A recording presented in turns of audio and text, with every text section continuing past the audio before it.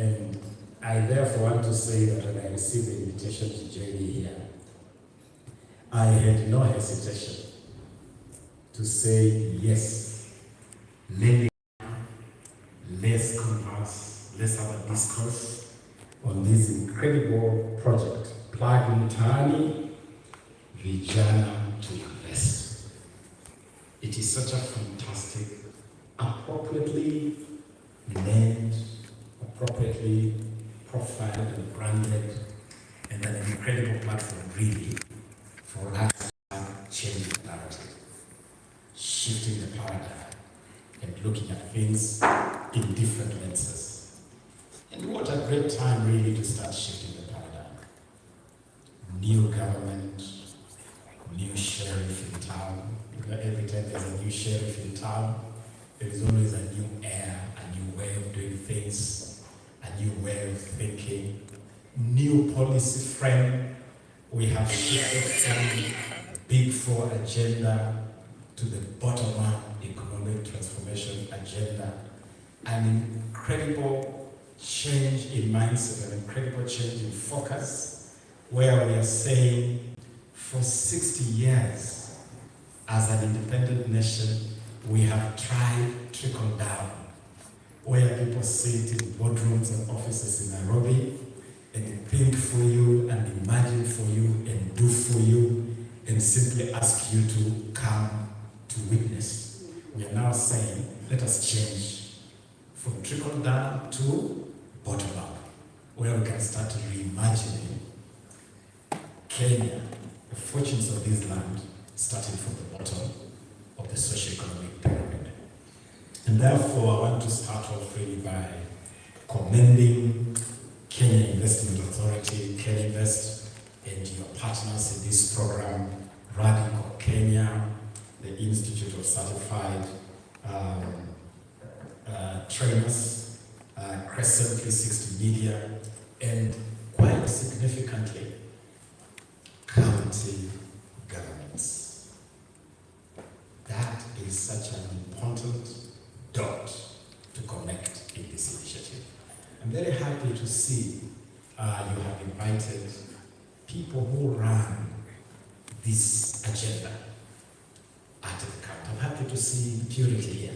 Purity is the minister responsible for youth from Elgeyo-Marakwet County, all the way from that county that prides itself as the source of the home of champions, the home of champions.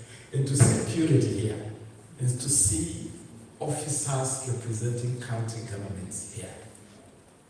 It sends a message that when we talk about bottom-up, when you talk about joining dots, when you talk about working with county governments, it's not theories, it is not stories, it is real. So, big up. You've done really, really well to bring county governments into this loop. And I can tell you that from the ministry, we are already doing so much with county governments. The Talanta Health Initiative, which is our flagship initiative for young people to monetize sports, to monetize talents, the creative industry, whether you're talking about music, film, theater, fashion, pageantry, that whole space of creative industry. That big initiative called Talanta Health is being done as a collaboration between the national government and the county government. Purity has just come from participating in the Central Rift Talanta Health Inter-County Football Championship that has been going on in Eldoret. And Central Rift has 4 counties. Her own Elgeyo-Marakwet County, Uasin Gishu County, Nandi County, and Baringo County. It is going on in Mombasa right now, 6 Lamu, Kilifi, Tana River, Mombasa, and Taita counties. The program is going on right now at Shimamatewa. It is happening in the North Rift, in the South Rift, in Northeastern, in Nyanza North, in Nyanza South, in Western. It's happening all over. And I'm delighted that it is actually being anchored at that level by CECs responsible for sports and youth. A real example of collaboration and what you can achieve. So you got it right. In terms of the architecture of this initiative, you got it right. VIJANA2INVEST working together with these partners.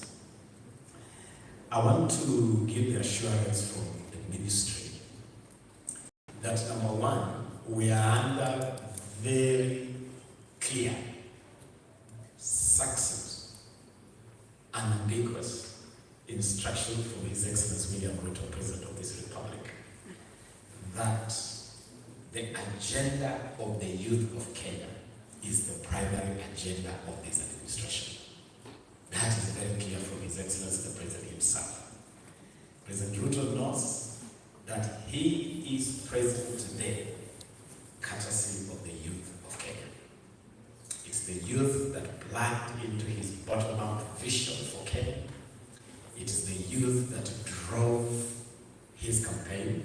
It's the youth that carried him on their shoulders, and he believes that it's the youth that hold the promise of realizing a new Kenya. And so, at the ministry, we are very clear that anything youth gets priority, absolute priority, anytime, anywhere, in any space. And therefore, this morning, allow me to just share a couple of thoughts in terms of what we need to do